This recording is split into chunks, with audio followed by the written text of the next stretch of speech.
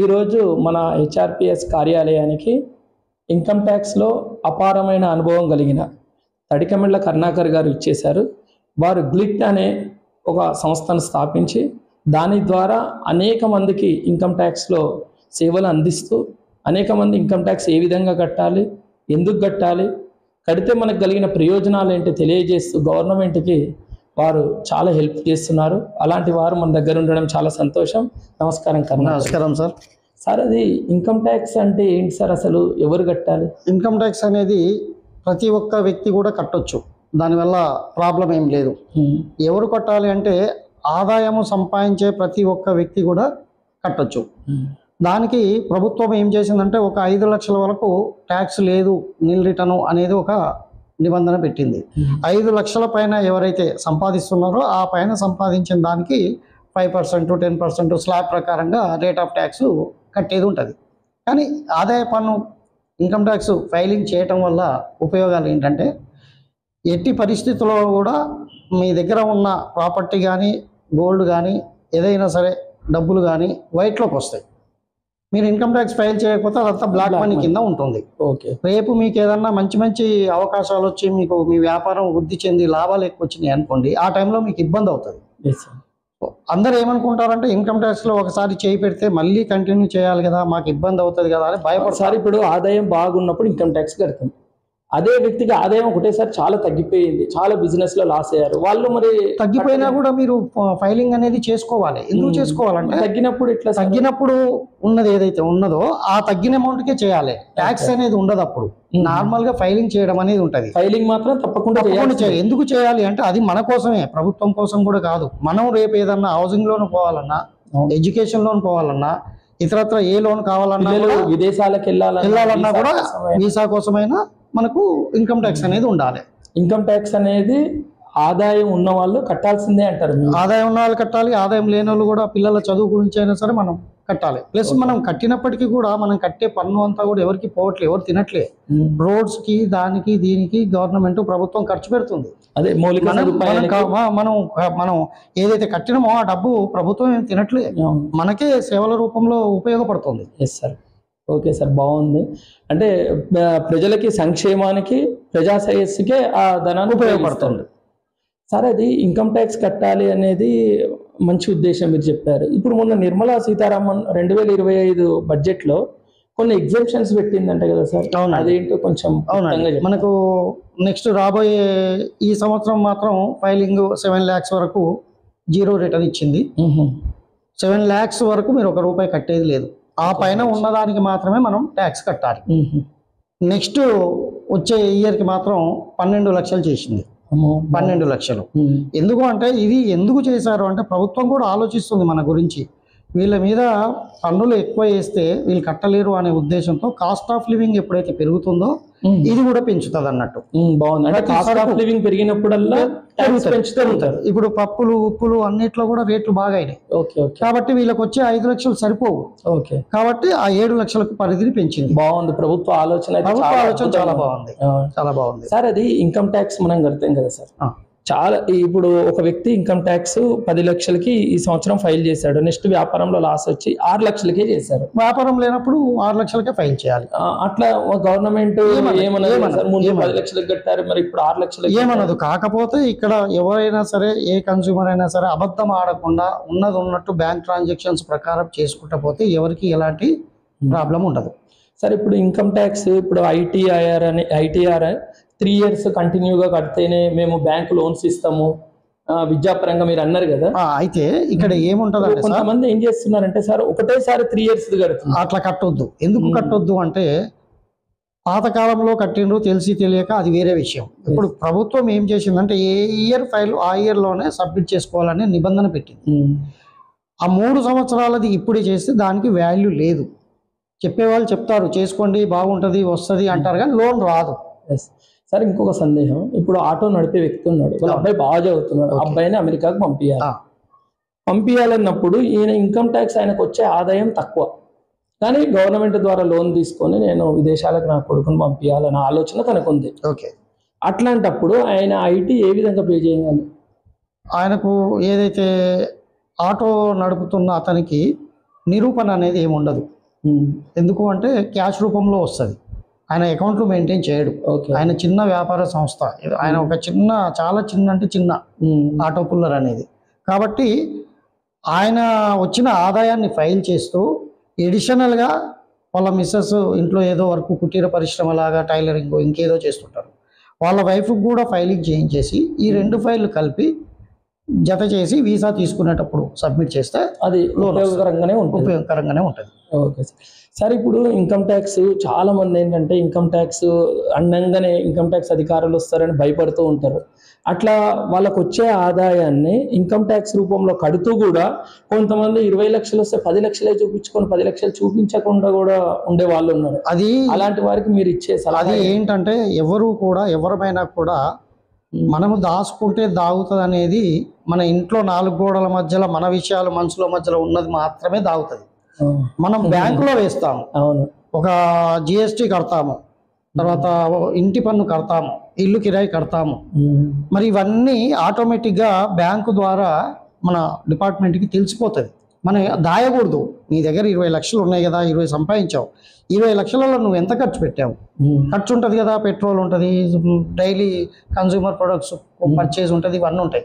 ఇవన్నీ తీసిన తర్వాత ఎంతైతే నెట్ మిగులుతుందో అంత మాత్రమే, అంతకి మనం ఫైల్ చూపించి ట్యాక్స్ కట్టాలి. సార్, ఖర్చు అంటే గుర్తుకొచ్చింది, ఇన్కమ్ ట్యాక్స్ కట్టేటప్పుడు పిల్లల ఫీజులు, ఇన్సూరెన్స్ అవి కూడా చూపించుకోవాలి. అవేంటంటే దీంట్లో ఈ సంవత్సరం ప్రభుత్వం ఏం చేసిందంటే ఓల్డ్ రెజ్యూమ్, న్యూ రెజ్యూమ్ అని ఇచ్చింది. ఈ ఓల్డ్ రెజ్యూమ్ తీసుకున్నప్పుడు ఏదైతే income tax exemptions, section 80C, DDB, section 80G, తర్వాత సెక్షన్ 80C కింద హౌసింగ్ 1,50,000 ఇవన్నీ ఏవైతే ఇచ్చిందో, న్యూ రెజ్యూమ్ కింద తీసుకున్నట్లయితే ఏ రిసిట్ పెట్టక్కర్లేదు. ఒకవేళ ఓల్డ్ రెజ్యూమ్కి వేరే రెజ్యూమ్ కింద పెట్టినట్లయితే వాటికి సంబంధించిన రిసిట్లన్నీ కూడా ప్రొవైడ్ చేయాలి. అంటే ఇప్పుడు ఈ సంవత్సరం మాత్రం అది లేదు, 2 ఉన్నాయి. మనకి ఎలా అంటే అలా చేసుకోవచ్చు. అంటే ఇప్పుడు స్కూల్ ఫీజుల రిసిప్ట్ పెట్టొచ్చు. 1,50,000 రూపాయలు ఏదైతే ఉన్నదో అండర్ సెక్షన్ 80C అంటారు. ఈ 80Cలో ఒక LIC ప్రీమియము, తర్వాత housing loan premium, school fees, మన ఇంట్రెస్ట్, హౌసింగ్ లోన్ ఇంట్రెస్ట్, ఇవన్నీ కూడా ఎగ్జంప్షన్, రాయితీ, ఇవన్నీ కూడా రాయితీ. అన్ని కలిపితే 1,50,000 దాటకూడదు. ఒకవేళ మీరు 3 లక్షలు పెట్టారనుకోండి, మిగతా 1,50,000కి తర్వాత నోటీస్ వస్తుంది, డిమాండ్ వస్తుంది. డిమాండ్ అంటే డబ్బులు కట్టమని నోటీస్ పంపిస్తుంది. ఓన్లీ ట్యాక్సే కట్టమన్నదు. ఆ 1,50,000 మీద నువ్వు ఫ్రాడ్ చేసినందుకు పెనాల్టీ పడుతుంది. సార్, ఇప్పుడు విదేశాల్లో పిల్లలు ఉంటారు కదా. అవును సార్. వాళ్ళు ఏం చేస్తారంటే తల్లిదండ్రులకి ఇక్కడికి కొంత డబ్బును పంపిస్తారు. అవును సార్. ఆ డబ్బు వీళ్ళు ల్యాండ్లలో కానీ అట్లా ఇన్వెస్ట్ చేస్తూ ఉంటారు. వాళ్ళ ట్యాక్స్ ఎట్లా సార్? అది వాళ్ళకు ఎవరైతే వీళ్ళ అబ్బాయిలు ఏదైతే అమౌంట్ పంపిస్తున్నారో ఆ అమౌంట్ మొత్తం కూడా అక్కడ ట్యాక్స్ కట్టయ్యే వస్తుంది. ట్యాక్స్ కట్టయ్యే వస్తుంది. ప్లస్ బ్యాంక్ అకౌంట్లో ట్రాన్స్ఫర్ చేస్తారు వీళ్ళు, కాబట్టి ఎవరు పంపించారు అనేది అక్కడ నిరూపణ కనిపిస్తుంది. దానివల్ల ప్రాబ్లం ఏం లేదు సార్. బ్యాంక్ అంటే గుర్తుకొచ్చింది, మనము బ్యాంక్లో ఫోన్పేలు ఇవన్నీ వచ్చి మినిమము సంవత్సరానికి ఎంత ట్రాన్సాక్షన్స్ జరిగితే మనము సేఫ్ సైడ్ ఉంటామండి? అది దాటితే ట్యాక్స్ 40 లక్షలు దాటకూడదు. సంవత్సరం మొత్తం మీద 40 లక్షలు దాటకూడదు. మర్చిపోయా. ఇంకొకటి ఏంటంటే బ్యాంక్ విషయం అడిగారు కాబట్టి చెప్తున్నా. బ్యాంకులో ఒక సేవింగ్ అకౌంట్, ఒక వ్యక్తిగతంగా ఒక బ్యాంక్ అకౌంట్ ఉందంటే దాంట్లో సేవింగ్ అకౌంట్లో ఒక 10 lakhs వరకే టర్న్ చూపించాలి. నీకు ఒకవేళ ఎక్కువ చూపించాలి, ఎక్కువ ఉంది వ్యాపారం అని అనుకుంటే ఒక కరెంట్ అకౌంట్ ఇస్తాడు బ్యాంకర్. ఒక వ్యక్తిగతంగా కూడా కరెంట్ అకౌంట్ ఉంది, దాంట్లో 50 లక్షల వరకు లిమిట్ ఉంటుంది. కాబట్టి ఆ అకౌంట్ తీసుకోవాలి వాళ్ళు. అంటే సేవింగ్స్ అకౌంట్లో 10 లక్షలు దాటితే మనం ట్యాక్స్ పే చేయాల్సిందే. అదే కరెంట్ అకౌంట్ అయితే అకౌంట్ చూపిస్తాం. ఎట్లా చూపిస్తాం అకౌంట్ అంటే మన ప్రాఫిట్ రేషియో 8%, గవర్నమెంట్ ఇచ్చిన రూల్ ప్రకారం ప్రాఫిట్ రేషియో 8%. వీళ్ళు ఒక 50 లక్షల మీద 8% ఎంతైతే అమౌంట్ వస్తుందో ఆ 8% మీదనే మనకు చూపించడం జరుగుతుంది. సరే, ఇప్పుడు 24 లక్షలు దాటిన ఆదాయానికి 30% ట్యాక్స్ అంటున్నారు కదా? అవునండి. అవునా సార్? 24 లక్షలు ఇప్పుడు మనకి 30 లక్షల ఆదాయం వచ్చింది అనుకోండి. అవునండి. అంటే మనం 30% 30% స్లాబ్లో ఉంటుంది అది. ఓహో, అట్లా. దానివల్ల మనకి చాలా పెరుగుతుంది. అంటే 4 to 8 lakhs దాకా ఒకటా సార్ లిమిట్? 5%. మనకు ఇక్కడ 7 lakhs వరకు, ఈ సంవత్సరం 7 lakhs వరకు నో ట్యాక్స్. 7 lakhs దాకా నో ట్యాక్స్. 7 to దానిపైన ఉన్నదానికి 5% ఉంటుంది. 5% ట్యాక్స్. అంటే 10 దాటిందంటే మరి 10%, 15% ఇట్లా ఈ పెరుగుతున్న కొద్దీ ఆ ట్యాక్స్ రేట్ పెరుగుతుంది. కానీ ట్యాక్స్ అనేది కేవలం వ్యాపారస్తులే పే చేయాలా, గవర్నమెంట్ ఉద్యోగస్తులది అక్కడే కట్టే? గవర్నమెంట్ ఉద్యోగస్తులకు ఆల్రెడీ కట్ అవుతుంది. ఏదైతే పే డిపార్ట్మెంట్ ఉందో వాళ్ళు క్యాలిక్యులేషన్ చేసి శాలరీలో కట్ చేసి ఇస్తారు. కానీ ప్రైవేట్ వ్యాపారస్తులకి అలాగే ఇట్లా నెల నెల సంపాదన వచ్చే వాళ్ళకి మాత్రం చూపించాలి. సరే, ఇప్పుడు జిఎస్టీ అంటారు, అదేంటి సార్? అది గూడ్స్ జిఎస్టీ అంటే ఏంటంటే మనకు యాక్ట్లో ఇంతకుముందు స్టార్టింగ్లో ఏపీ జిఎస్టీ ఉండే. ఏపీ జిఎస్టీ తర్వాత వ్యాట్ వచ్చింది. వ్యాట్ తర్వాత జిఎస్టీ వచ్చింది. జిఎస్టీ అంటే గూడ్స్ అండ్ సర్వీస్ ట్యాక్స్. అంటే వ్యాట్ ఉన్నప్పుడు ఏమైందంటే 1 nation 1 tax లెక్క చేశారు ఇది. ఈ వ్యాట్ ఉన్నప్పుడు ఏమైందంటే మనకు ఒక్కొక్క స్టేట్ ఒక్కొక్క రకమైన రేట్ ఆఫ్ ట్యాక్స్ ఉండేది. ఇప్పుడు ఈ జిఎస్టీ వచ్చిన తర్వాత అన్ని స్టేట్లకు కూడా ఒకటే రకమైన రేట్ ఆఫ్ ట్యాక్స్ అనేసి జిఎస్టీని తీసుకురావడం జరిగింది. అంటే ఇక్కడ మన ఏపీలో, తెలంగాణలో, అలాగే కర్ణాటకలో ఏ ట్యాక్స్ ఉంటుందో ఢిల్లీలో కూడా అదే ట్యాక్స్, అన్ని అంతటా అదే ట్యాక్స్. నేషన్ మొత్తం, వన్ నేషన్ వన్ ట్యాక్స్. ఇంకోటి ఏంటంటే మీకు ఇక్కడ జిఎస్టీలో వ్యాట్ ఉన్నప్పుడు ఓన్లీ సేల్స్ ట్యాక్స్ వేరే ఉండేది, సర్వీస్ ట్యాక్స్ వేరే ఉండేది డిపార్ట్మెంట్. ఇక్కడ ఏం చేశారంటే గూడ్స్ అండ్ సర్వీస్ ట్యాక్స్ అంటే మీరు వ్యాపారం చేసే వాళ్ళకు, సేల్ పర్చేజ్ చేసే వాళ్ళకు గూడ్స్ అంటారు. ఇక ఫర్ ఎగ్జాంపుల్ ఒక ట్యాక్స్ కన్సల్టెంట్, ఒక అడ్వకేట్, ఒక టీవీ రిపోర్టరు, వీళ్ళందరూ కూడా సర్వీస్ మోటోలో ఉన్నారు. ఈ సర్వీస్ మోటోను దీన్ని రెండు కలిపి యాడ్ చేశారు. ఇప్పుడు ఫర్ ఎగ్జాంపుల్ మ్యానుఫ్యాక్చరింగ్ కంపెనీస్ ఉన్నాయి, అది సర్వీస్ మోటోలో ఉంటుంది. సేల్స్ ఉంటుంది, అలా సర్వీస్ ఉంటుంది. ఈ రెండు కలిపి ఒకటే చేశారు. బాగుంది. కాస్ట్ ఆఫ్ సర్వీస్ వాళ్ళది ట్యాక్స్, గూడ్స్ అమ్మే వాళ్ళది, అంటే ఏదైనా వస్తువులు అమ్మే వాళ్ళ ట్యాక్స్ వేరే, ఏదైనా సర్వీస్ మెయిన్ ఇక్కడ సర్వీస్ ఓరియంటెడ్ ఏ అయితే వ్యాపారస్తులు ఉన్నారో వాళ్ళకి ఫండమెంటల్ 18% ట్యాక్స్. గూడ్స్ వాళ్ళకి 5%, ప్రొడక్ట్ని బట్టి 5%, తర్వాత 12%, 6%, 18%, 24% ఈ విధంగా ఉన్నాయి.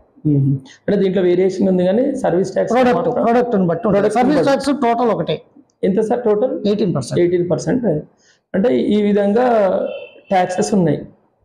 సరే, ఇప్పుడు ట్యాక్స్ అనేది నెసెసరీ కడితే చాలా మంచిది అంటున్నారు, చాలా సంతోషం, దానివల్ల ప్రయోజనాలు ఉన్నాయి, దాని దేశ రక్షణ కోసం, సంక్షేమ పథకాల కోసం, ప్రభుత్వ మౌలిక సదుపాయాల కోసం అంటున్నారు. ఇదంతా ఓకే. అయితే ఈ ట్యాక్స్ కడతాం కదా సార్, మన రాష్ట్ర ప్రభుత్వానికి వచ్చే ఆదాయం ఎట్లా వస్తుంది సార్? దీంట్లో జిఎస్టీలో ఇన్కమ్ ట్యాక్స్ అనేది సెంట్రల్, కేంద్రం, అదే రాష్ట్రం. ఇది కేంద్రం కదా, తెలంగాణ అనేది కేంద్ర ప్రభుత్వం, రాష్ట్ర ప్రభుత్వం ఇది రాష్ట్ర ప్రభుత్వం. కేంద్ర ప్రభుత్వానికి ఇన్కమ్ ట్యాక్స్ అనేది టోటల్ కేంద్ర ప్రభుత్వం ఆజమాయిషి ఉంటుంది. ఈ జిఎస్టీలో కేంద్ర ప్రభుత్వం, రాష్ట్ర ప్రభుత్వం రెండు కలిసి ఉన్నాయి. 5% ట్యాక్స్ కలెక్ట్ చేస్తే 2.5% సెంట్రల్, 2.5% స్టేట్. బాగుంది. అట్లా అంటే జిఎస్టీలో మాత్రం 2.5% ఇద్దరు సరిసమానంగా పంచుకుంటారు. అంటే ఇది రాష్ట్ర అభివృద్ధికి ఉపయోగించుకుంటారు వాళ్ళు. సార్, ఇప్పుడు ట్యాక్సెస్ ఎన్ని రకాలు అసలు? సార్, ఇప్పుడు ట్యాక్సెస్ చెప్పాలంటే ఈ ఇన్కమ్ ట్యాక్స్, జిఎస్టీ అనేది మాత్రమే అవేర్నెస్ ఉంది, తెలిసింది. మున్సిపల్ ట్యాక్స్, లేబర్ ట్యాక్స్, ఒక మ్యానుఫ్యాక్చరింగ్ యూనిట్లో ఒక 50 మంది లేబర్ ఉందంటే ఎంతమంది లేబర్కు క్యాలిక్యులేట్ చేసి లేబర్ ట్యాక్స్ ఉంటుంది. తర్వాత ఫ్రెంచ్ బెనిఫిట్ ట్యాక్స్ అని ఉంటుంది. ఫ్రెంచ్ బెనిఫిట్ ట్యాక్స్ అంటే ఏంటంటే మనము ఇన్కమ్ ట్యాక్స్ ఫైల్ చేసేటప్పుడు ఆడ నెట్ ఇన్కమ్ తగ్గడం కోసం ఖర్చులు ఎక్కువ రాస్తారు కొందరు. ఈ ఖర్చులు ఎక్కువ ఎవరైతే రాస్తున్నారో ఆ ఖర్చులో రాసిన దాని మీద కూడా ఫ్రెంచ్ బెనిఫిట్ ట్యాక్స్ అని పెట్టింది. అంటే అక్కడ కూడా మోసం చేయడానికి లేదు. బాగుంది ఆలోచన. ఇప్పుడు జిఎస్టీ వచ్చిన తర్వాత ఒకప్పుడు వ్యాట్లో ఉన్నప్పుడు నేరాలు ఘోరాలు అన్నట్టు ఉండేది.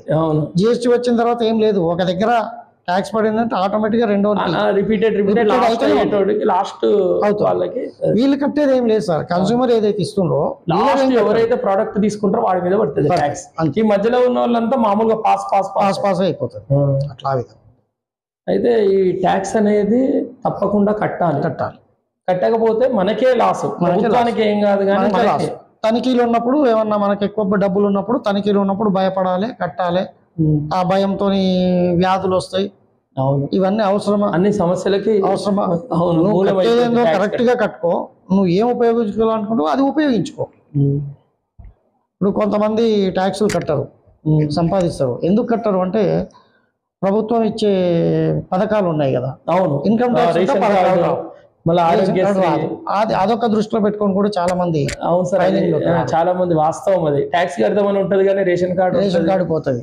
మళ్ళా మాకు కారు ఉంది, మళ్ళీ రేషన్ కార్డు పోతుందని ఆదాయ పన్ను కడతలేవు కదా. మరి కారు ఉంటే కూడా పోతుంది ఆదాయ పన్ను. అవును, రేషన్ కార్డు. అవును, మరి కారు ఊరుకుంటావా? ఊరుకో. మరి ఊరుకోనప్పుడు అది ఊరుకోనప్పుడు ఇది కూడా కట్టేసి. అవును, వాస్తవం, కట్టేసి యూజ్ చేసుకో. కేవలం ఒక మైనస్ పాయింట్ ఏంటంటే వాళ్ళ ఆలోచన ఒక రేషన్ కార్డే ఆలోచిస్తారు, ఆరోగ్యశ్రీ వీడు. అదే నువ్వు హెల్త్ ఇన్సూరెన్స్ తీసుకో, మంచి కార్పొరేట్ హాస్పిటల్. ఒకటి మన పబ్లిక్ ఏం ఆలోచిస్తుంది అంటే చిన్న చిన్న అమౌంట్ల కాడ కన్సూస్ లెక్కలు చేసి పెద్ద వాటిని పోగొట్టుకుంటారు. అదే మంచిగా ట్యాక్స్ పే చేస్తే ఏదైనా ₹1,00,000 మంచి లోన్ వస్తుంది. నువ్వు ఇన్కమ్ ట్యాక్స్ పేయర్ అయితే కాలర్ ఎగిరేసుకొని తిరగొచ్చు. నీ వ్యాపారానికి 2 లక్షల 10 లక్షల లోన్ తీసుకోవచ్చు, వ్యాపారం వృద్ధి చేసుకోవచ్చు. అవును, కాబట్టి పన్ను ఎట్లయితే కడతారో ఎన్ని రకాలంటే అన్ని రకాలుగా యూజ్ చేయడానికి అవకాశాలు ఉన్నాయి. పన్ను కట్టుకోవడం చాలా శ్రేయస్కరం. పన్ను కట్టమని వస్తూ ఉంటారు కదా, వాళ్ళకి ఇచ్చే ఇట్లా కట్టుకోవాలి మీరు ఏమైనా సూచనలు చేస్తారా, లేకపోతే మీరే ఫైల్ చేసి పంపిస్తారా? సూచనలు అంటే ఆన్లైన్ లో ఇట్లా చేసుకోండి అని వాళ్ళు సలహా ఇస్తారా? వాళ్ళు చేసుకోలేరు, ఆన్లైన్ లో చేసుకోలేరు. ఓన్లీ ఎంప్లాయీస్ మాత్రం చేసుకోగలుగుతారు. ఎందుకు చేసుకోలేరు అంటే మనం డైలీ చేసే వరకు ఇదే కాబట్టి ఏ సెక్షన్ ఆ సెక్షన్ లో పడుతుంది ఫిగర్ అనేది, అమౌంట్ అనేది. అంటే 5 లక్షలు చేస్తే పర్ఫెక్ట్ 5 లక్షలు ఉంది, ఏ కాలంలో పడే 5 లక్షలు బి కాలంలో పడ్డది అనుకోండి, ప్రాబ్లం వేరేగా తయారవుతుంది. మరి అది మిస్ తయారు చేసుకోవడం అవసరం ఏముంది? వ్యాపారం 1000, 2000, 3000 ఫీజు సంవత్సరానికి ఫీజు చెల్లిస్తావు. సంవత్సరానికి 3000 ఫీజు చెల్లించడానికి సంవత్సరానికి 1,30,000, 60,000 పెనాల్టీ పడితే టెన్షన్. వ్యాపారస్తులు అంత రిస్క్ తీసుకోకుండా ఇట్లా మంచిగా ట్యాక్స్ ఎవరైతే, నేను ఒకటే చెప్తా సార్, వాళ్ళ దగ్గరికి వెళ్తే ఉపయోగకరం. నేను వ్యాపారస్తులకు ఒకటే చెప్తా, అయ్యా మీరు వ్యాపారం మీద దృష్టి పెట్టండి, మీ వ్యాపారాన్ని వృద్ధి చేయండి. ఇది మేము చూస్తాం, మీకు ఎలాంటి ఉన్నా మేము చూస్తాం, చేస్తాం. మీరు దీని మీద పెట్టే కాన్సన్ట్రేషన్ వ్యాపారం మీద పెడితే డబల్ వ్యాపారం నడుస్తుంది. చిన్న దానికి మనం వెళ్తూ పడతాము, ఏదో ఒక 5,000, 6,000 మిగులుతాయని చూస్తాం కానీ సంవత్సరానికి అది కూడా మంచిగా ఒక ట్యాక్స్ అయిన దగ్గరికి వెళ్ళి గట్టినామంటే పర్ఫెక్ట్గా వాళ్ళ సిస్టమ్ మంచిగా చేసి పంపిస్తారు. తద్వారా మనకి భవిష్యత్తులో ఏమన్నా జరగకుండా కూడా కాపాడడానికి అవకాశం ఉంటుంది కదండి. లేదు నేనే చేసుకుంటా అంటే ఇక దానికి ఎవరు ఏం చేయలేరు. తర్వాత భవిష్యత్తులో మనం ఇన్కమ్ ట్యాక్స్ లో కూడా సార్ ఇప్పుడు కొందరు ఏం చేస్తారంటే తెలియక ఒక ఎక్స్ అనే వ్యక్తి బి అనే వ్యక్తికి, సార్ మా అబ్బాయి ఆడ డబ్బులు పంపిస్తుంది సార్, నాకు అకౌంట్ లేదు, మీ అకౌంట్లో వేస్తాడు 20 లక్షలు. ఈయనకు తెలియక వేయండి సార్ అంటాడు, తీసుకుంటాడు, అయిపోతాడు ట్రాన్సాక్షన్ ఆడికి. ఈ ప్రాబ్లం ఎప్పుడు వస్తుంది అంటే ఒక 5 సంవత్సరాల తర్వాత వస్తుంది. అమ్మా ఏం ప్రాబ్లం వస్తుంది అంటే నీ బ్యాంక్ ట్రాన్సాక్షన్లో 20 లక్షలు ఏదైతే ఉన్నదో డిపాజిట్, ప్రభుత్వము ఇన్కమ్ ట్యాక్స్ డిపార్ట్మెంటు దానికి క్లారిఫికేషన్ అడుగుతుంది. 20 లక్షలు ఎక్కడివి, ఇవి ఒకేసారి చేసినావు, ఏం చేసినావు, ఎటు పంపించినావు అనేది అడుగుతుంది. 5 సంవత్సరాల తర్వాత ఎవరికి గుర్తుంటుంది సార్? అవును. కాబట్టి మన ప్రజలకు చెప్పదలుచుకుంది ఏంటంటే అలాంటి పెద్ద ట్రాన్సాక్షన్స్ ఒకరు చేయకూడదు. వాస్తవం, మంచి విషయం సార్, ఇది చాలా గోల్డెన్ పాయింట్. ఎందుకంటే తెలియక నుంచి నా దాంట్లో నీ అకౌంట్ లో వేస్తారు, మళ్ళీ 2 రోజులు అయినా ఇచ్చేసే అంటారు. అట్లాంటి చేయడం అయితే చాలా ఇబ్బంది. ఆ పర్సన్ ఎవరైతే వేయించుకుంటో ఆయనకి ఇబ్బంది అవుతుంది. అంటే అట్లాంటి ట్రాన్సాక్షన్స్ కూడా మనం కంట్రోల్ చేసుకోవాలి. ప్లస్ మన ఆదాయం మన పిల్లలు పంపించింది మనం చూసుకోవాలి, కానీ ఎవరో పంపించారని మన అకౌంట్ లో పడితే మనకి లోన్స్ వస్తే మన ట్రాన్సాక్షన్ పెరిగి అదే ఇది అనే ఆలోచన మాత్రం అట్లాంటిది పెట్టుకోకండి. ఎందుకంటే మనము ప్రభుత్వాన్ని ఏదైనా మిస్మరేజ్ ఏదైనా చేద్దాం అనుకుంటే తర్వాత మనమే చాలా ప్రాబ్లమ్స్ లో పడతాం. కాబట్టి అది కూడా ప్రభుత్వానికి ఎంత కరెక్ట్ గా అకౌంట్ చూపిస్తే నువ్వు అంత సేఫ్, నీకు ఏ జబ్బు రాదు. అంతే. ఎప్పుడైతే గ్యామ్లింగ్ ప్రభుత్వం దగ్గర చేసినావో నీకు జబ్బులు వస్తాయి. ఒక తప్పుకి 100 తప్పులు చేయాల్సి వస్తుంది, డబ్బులు ఖర్చు అయితే నీ ఆయుష్ తగ్గుతుంది. ఇవన్నీ అవసరం లేదు. మానసికంగా కూడా ఇబ్బంది పడతారు. సార్ ఇప్పుడు ట్యాక్స్ అనేది కొన్ని దేశాల్లో జీరో. ఇప్పుడు సింగపూర్ అలాంటి దేశాల్లో ట్యాక్సే లేదు. ట్యాక్స్ లేదంటే వాళ్ళు అన్నీ కట్ చేసే ఇస్తుంది మీకు, అదే అన్ని కట్ చేసే ఇస్తుంది. మన దగ్గర ట్యాక్స్ ఉంది. కొన్ని ఒక 17 దేశాలు ఏమో సుమారు ట్యాక్స్ కూడా లేదంటారు. కానీ ట్యాక్స్ కట్టడం వల్ల ప్రభుత్వానికి మంచి ఆదాయం అయితే సమకూరుతుంది. అది దేశ రక్షణ కోసం అన్ని విభాగాల్లో పెట్టడం అనేది చాలా సంతోషం. ఇంకా సార్ ఇప్పుడు పిల్లలు ఉంటారు కదా సార్, పిల్లలకి పుట్టగానే పాన్ కార్డు తీసుకుంటాం మనం. అవును sir. Pan card, bank account తీసుకుంటాం. వాళ్ళకి ఆదాయమే ఉండదు. కానీ మన ఆదాయాన్ని కొంచెం డబ్బులు నెల నెల ఇంత తీసుకుంటాం. పేరెంట్ గా దానివల్ల ఏమైనా ప్రాబ్లం అవుతుందా సార్? ఏం ప్రాబ్లం ఉండదు. పేరెంట్ గా ఎవరైతే ఉంటున్నారో వాళ్ళ మైనర్ గా అయిపోయిన తర్వాత, మేజర్ అయిన తర్వాత ఆయనకు సంబంధించింది ఉంటది. అప్పటి వరకు తల్లిదండ్రులదే ఉంటది. అంటే తల్లిదండ్రులు నెలకు ఒక 5,000 10,000 ఆ పిల్లల మీద తప్పేం లేదు. ఆ సేవింగ్ కూడా ట్యాక్స్ లో చూపించాలి. ట్యాక్స్ చూపిస్తేనే మంచిది. నువ్వు ఏమి కొన్నా, ఏది చేసినా, ఏది కొన్నా, ఏది అమ్మినా చూపిస్తే మంచిది. సార్ ఇప్పుడు ఇన్సూరెన్స్ ఉంది కదా, ఇన్సూరెన్స్ పాలసీ యూలిప్స్ అవి తీసుకుంటారు. అవునండి. ఇప్పుడు మొన్న నిర్మలా సీతారామన్ బడ్జెట్ లో చెప్పింది 2.5 లక్షలు సంవత్సరానికి యూలిప్స్ కట్టుకున్నా నేను ట్యాక్స్ తీసుకోను, దానికన్నా ఎక్కువ అయితే తీసుకుంటా అంటుంది. దాని వివరణ ఏంటి? అది నెక్స్ట్ ఇయర్ కు సంబంధించిన దాంట్లో వస్తుంది. అది సార్ అయితే యూలిప్స్ లో 1,00,000 రూపాయలు పెట్టినాం కదా, ఈ 1,00,000 రూపాయల మీద మీకు ఈ 1,00,000 రూపాయలు అలా కట్టారు కాబట్టి మీకు ట్యాక్స్ లో రాయితీ ఇస్తుంది. అందుకు అంటే యూలిప్స్ కొంతవరకు ఎందుకు ఇచ్చింది అంటే, యూలిప్స్ లో గ్యారంటీ ప్రాఫిట్ అనేది ఉండదు. ఒక ఎల్ఐసి పాలసీ తీసుకున్నట్లయితే ట్రెడిషనల్ పాలసీకి యూలిప్స్ కి తేడా ఉంటుంది. ట్రెడిషనల్ పాలసీలో 50,000ది 1,00,000 వస్తుంది అంటే 1,00,000 వస్తుంది. యూలిప్స్ లో అట్లా మార్కెట్ మీద ఆధారపడి ఉంటది కాబట్టి ఆ లాస్ ను కూడా ఇబ్బంది పడకుండా ఉండడం కోసం ప్రభుత్వం ఆ విధంగా చేసేది. Okay sir. అంటే కానీ చాలా మంచి విషయాలు తెలుసుకున్నాం సార్. ఇంకేమన్నా ప్రజలకి తెలియజేయాలని? ఏం లేదు సార్, ఫస్ట్ ఏ వ్యక్తి అయినా సరే వ్యాపారం స్టార్ట్ చేసేటప్పుడు ఏదో ఒక లైసెన్స్ అయితే కావాలి. అది లేబర్ లైసెన్స్ కానీ, ఫుడ్ లైసెన్స్ కానీ, డ్రగ్ లైసెన్స్ కానీ, మెడికల్కి అయితే డ్రగ్ లైసెన్స్ వస్తుంది, ఫుడ్ సంబంధించి అయితే ఫుడ్ లైసెన్స్ వస్తుంది, ఫ్యాక్టరీస్కి అయితే లేబర్ లైసెన్స్ వస్తుంది. ఒక బ్యాంక్ అకౌంట్ ఓపెన్ చేయాలంటే ఏదన్నా ఒక గవర్నమెంట్ సర్టిఫికేట్ కావాలి. ఫరం పేరు మీద, సంస్థ పేరు మీద కావాలంటే లేబర్ లైసెన్స్ అనేది ఇయర్లీ రెన్యువల్ చేయాలి. తర్వాత మున్సిపల్ది ఇయర్లీ రెన్యువల్ చేయాలి.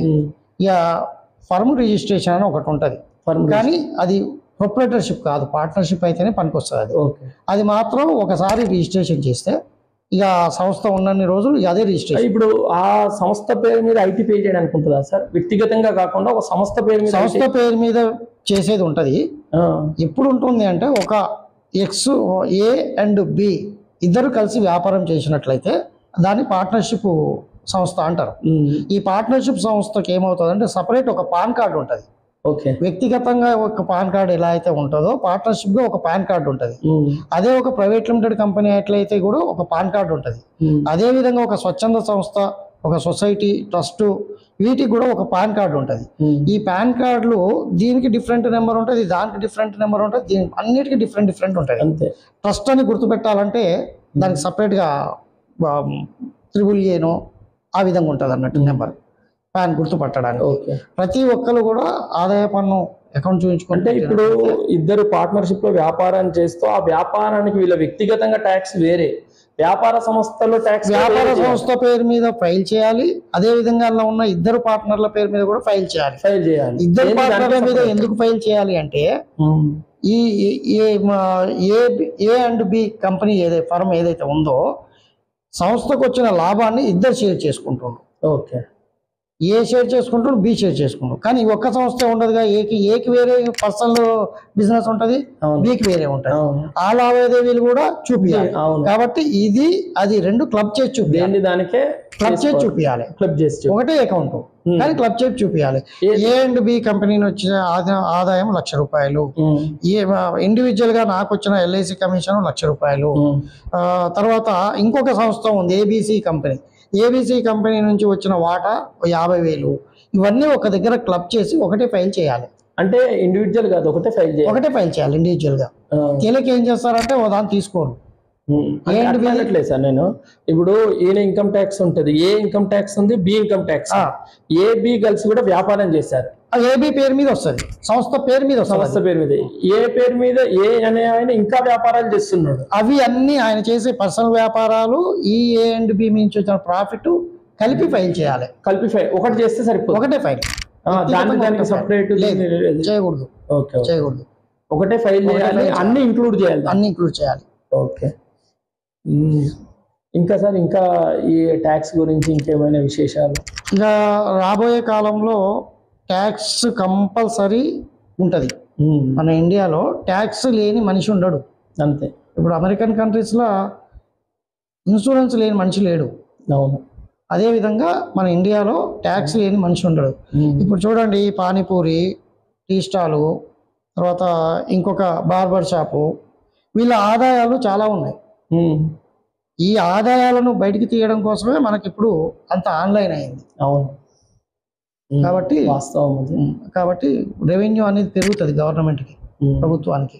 ఇప్పుడు ఆన్లైన్ అవ్వడం వల్ల కూడా ప్రతి ఒక్కరు తప్పించుకునే ఆస్కారం లేదు. నోటు ముద్రణ కూడా తర్వాత తగ్గుతుంది. కాబట్టి ఇన్కమ్ ట్యాక్స్ లో వచ్చేసేసరికి ఇంకొకటి sir, ITR income tax return, ITR 1, ITR 3, ITR 4, ITR 5, ITR 7. ITR 2 లేదా సార్? ITR 2 ఉంది. ITR 2 ఉంది. ఇవన్నీ ఏంటంటే ITR 1 అనేది ఒక ఎంప్లాయీకి, ప్రైవేట్ ఎంప్లాయీ అయినా గవర్నమెంట్ ఎంప్లాయీ అయినా ITR 1 లో ఫైల్ చేయాలి. ITR 2 ప్రైవేటు ఎంప్లాయీ సంబంధించిన ఏదైతే ఆదాయం ఉందో, జాబ్ చేసింది యువతలో చేసేది కలుపుతాం. ITR 3లో హౌస్ ప్రాపర్టీ, ఆయన సంపాదించే జాబ్ ఆదాయము, ఇతర ఆదాయం, హౌస్ రెంట్స్, ఇవన్నీ కూడా ITR 3. ITR 4 ఓన్లీ వ్యాపారస్తులకు మాత్రమే. ఇప్పుడు ఫర్ ఎగ్జాంపుల్ వ్యాపారం చేస్తున్నాము, మళ్ళీ ఇళ్ళ కిరాయిలు వస్తున్నాయి, అన్ని ఉన్నాయి, వాళ్ళు ఏం చేసుకోవాలి? అది ITR 3లో వస్తుంది. 3లో. ఓకే. సపరేట్ వ్యాపారస్తులకు అయితే ITR 4 వస్తుంది. అంటే దీంట్లో వ్యాపారాలు కూడా రెండు రకాలు. ఒక S&S ఎంటర్ప్రైజెస్ అని బోర్డు పెట్టుకొని చేసే వ్యాపారం వేరు, ఒక LIC వ్యాపారం వేరు. ఈ LICకి సంబంధించిన దాంట్లో ప్రాఫిట్ అండ్ లాస్ అకౌంట్ వేయక్కర్లేదు. ఆ వ్యాపారానికి మాత్రం ప్రాఫిట్ అండ్ లాస్ అకౌంట్ వేయాలి. ఓకే. అంటే మనకి ఇప్పుడు ఏదైతే కమిషన్స్ వస్తాయో దానికి ప్రాఫిట్ అండ్ లాస్ అక్కర్లేదు. అంటే వచ్చి గెయిన్ వచ్చింది ఒకటే రకం, ఒకటే రకం సేల్స్ అంటే మనం కొంటాము, అమ్ముతాము, రిటర్న్స్ ఉంటాయి, అమ్మకాల రిటర్న్స్ ఉంటాయి, సేల్స్ రిటర్న్స్, పర్చేజ్ రిటర్న్స్, ఇవన్నీ ఉంటాయి. కాబట్టి అది చేయాలి. ఇప్పుడు ఈరోజు మనం చాలా మంచి కార్యక్రమాన్ని నిర్వహించినాం. చాలా అద్భుతమైన కార్యక్రమం ఇది. చాలా మందిలో ఇన్కమ్ ట్యాక్స్ పట్ల చాలా అవేర్నెస్ వచ్చింది అనేది అయితే నాకు అనిపిస్తుంది. నేను కూడా చాలా విషయాలు నేర్చుకున్నా. ITR 1, ITR 2, ITR 3, ITR 4 ఇవి. అలాగే ఎట్లా ఏదైనా ఇద్దరు కలిసి ఒక సంస్థను ప్రారంభించినట్లయితే వ్యక్తిగతంగా కాకుండా సంస్థ పరంగా ట్యాక్స్ పే చేస్తే మంచిగా ఉంటుంది, సంయుక్తంగానే తెలియజేశారు సార్. ఇంకా చాలా విషయాలు, అసలు ఇన్కమ్ ట్యాక్స్ కట్టడం వల్ల కలిగే ప్రయోజనాలు ఏంటి, కట్టకపోతే వచ్చే ఇబ్బందులు ఏంటి అనేది కూడా తెలియజేశారు. మన డబ్బులు ఇంట్లో ఉన్నాయి కదా అని దాచుకుంటే భవిష్యత్తులో చాలా ప్రమాదానికి గురయ్యే అవకాశం కూడా ఉంది. కాబట్టి ఏదైనా డబ్బు ఉంటే గవర్నమెంట్ త్రూ బ్యాంక్లో పెట్టుకోవడం.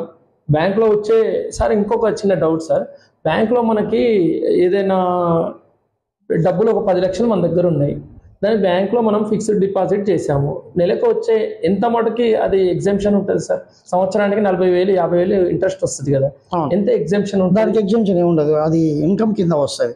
ఇంట్రెస్ట్ వచ్చేదంతా ఇన్కమ్ కింద వస్తుంది. దానికి ఎగ్జామ్షన్ ఏముండదు. ఆదాయానికి దానికి ఎగ్జామ్షన్ ఏమన్నా అంతా కలిపి ఇన్కమ్ ట్యాక్స్ లో చూపిస్తాం. సీనియర్ సిటిజన్స్ కి ఇంత దాకా ఎగ్జామ్షన్. సీనియర్ సిటిజన్స్ కి వచ్చేసరికి మనకు వాళ్ళకు 7.5 లక్షల వరకు రాయితీ ఉంది. సీనియర్ సిటిజన్స్ కి ఇంకొక నిబంధన కూడా ఇచ్చింది ప్రభుత్వం, సీనియర్ సిటిజన్స్ ఫైల్ చేయనక్కర్లేదు అనేది కూడా ఇచ్చింది. ఓకే, అంటే సీనియర్ సిటిజన్ అంటే 60 ఇయర్స్ అబవ్ ఉన్న వాళ్ళందరూ కూడా senior citizens. Okay, senior citizens కి అవసరం లేదని కూడా ఒక ఇది కూడా అందరికీ మంచిగా చాలా ఉపయోగకరమైన విషయం. కాబట్టి ఇంకొకటి, ఎవరైతే పార్ట్నర్షిప్ సంస్థలు, వ్యాపార సంస్థలు ఏవైతే ఉన్నాయో వాళ్ళు ఈ ఫైల్ చేసుకోవటం వల్ల, GST తీసుకోవడం వల్ల, వ్యాపారం ఫైల్ చేసుకోవటం వల్ల మీరు బ్యాంకు నుంచి రుణం తీసుకోవచ్చు. ఓవర్ డ్రాఫ్ట్ ఫెసిలిటీ, CC లోను, వ్యాపార లోను, ఓడి కూడా వస్తుంది. ఓడి వస్తుంది. ఓకే, సో ఓడి తీసుకోవచ్చు, CC లోన్ తీసుకోవచ్చు. కానీ ఓడి తీసుకోవడమే బెటర్ అని నేను చెప్తాను. ఎందుకు సార్? ఎందుకు అంటే ఒక 10 లక్షలకు ఓవర్ డ్రాఫ్ట్ ఫెసిలిటీ తీసుకున్నట్లయితే ఆ 10 లక్షల్లో మనం 2 లక్షలే వాడతాం ఈ నెల, ఆ 2 లక్షలకే వడ్డీ పడుతుంది. అంతే. అదే మనం సిసిఐ లోన్ తీసుకున్నట్లయితే 10 లక్షలకు వడ్డీ పడుతుంది. ఓడి తీసుకోవడం ఓడి తీసుకోవడం మంచిది, ఎంత వాడితే అంతకే వడ్డీ పడుతుంది. అంటే ఐటీ పే చేసిన వాళ్ళకి ఇది ఒక మంచి అవకాశం. అంటే వ్యాపార పరంగా వ్యాపార అభివృద్ధికి ఇది ఉపయోగపడుతుంది. ప్లస్ ఈ లోన్స్ రూట్ లో వెళ్ళే వాళ్ళ ప్రతి ఒక్కరికి కూడా జిఎస్టీ అనేది ఉండాలి, జిఎస్టీ లైసెన్స్ అనేది ఉండాలి ఖచ్చితంగా. ఆ జిఎస్టీ లైసెన్స్ ఉంటేనే లోన్ వస్తుంది, లేకపోతే రాదు. లోన్ రాదు. చూసారు కదా, ఈ విషయాలన్నీ మీరు కూడా అన్నీ ఆచరిస్తారని, దేశ సమగ్ర అభివృద్ధికి మీరు కూడా తోడ్పాటును అందిస్తారని తెలియజేస్తూ, ఈ కార్యక్రమానికి వచ్చి చాలా అద్భుతమైన విషయాలను మనలో మేల్కొల్పుని మంచిగా తెలియజేశారు. అంటే మనలో మంచి మేల్కొల్పుని మంచిగా తెలియజేసిన మన కరుణాకర్ గారికి, అలాగే వారు కూడా అనేక సంస్థలకి సేవలు, గోమాత ఒక ట్రస్ట్ పెట్టి మన రాష్ట్రం మొత్తం గోసేవకులని మంచిగా పరిరక్షిస్తూ మంచి మంచి కార్యక్రమాలు చేస్తున్నారు. అంటే వారి వృత్తిపరంగా కాకుండా ప్రవృత్తిపరంగా కూడా అనేక మంచి కార్యక్రమాలు నిర్వహిస్తున్నందుకు, అలాగే హెచ్ఆర్పిఎస్లో తనకంటూ ఒక మంచి స్థానాన్ని మొన్ననే మా చైర్మన్ గారు కొంపల్లి సత్యనారాయణ గారు కూడా ఒక మంచి స్థానం కల్పించారు మేడ్చల్ జిల్లాలో. అందుకే వారికి అభినందనలు తెలియజేస్తూ, పేద ప్రజలకు ఎప్పుడు సేవలు అందించాలని, ఈ ఇన్కమ్ ట్యాక్స్ పరంగా ఎవరైనా డౌట్స్ మాకు తెలియజేస్తే మేము వారికి తెలియజేస్తామని, వారి నెంబర్ కూడా మీకు దానిపైన స్క్రీన్ పైన తెలియజేస్తాం. ఎవరైనా సందేహాలు ఉంటే వారిని సంప్రదించి వారి యొక్క అనుమానాలని నివృత్తి